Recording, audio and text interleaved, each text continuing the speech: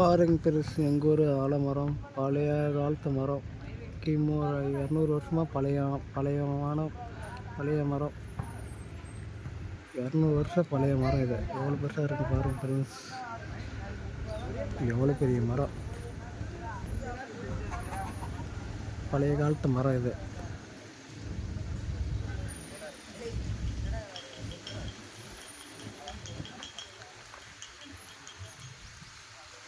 பழைய காலத்து மரம்.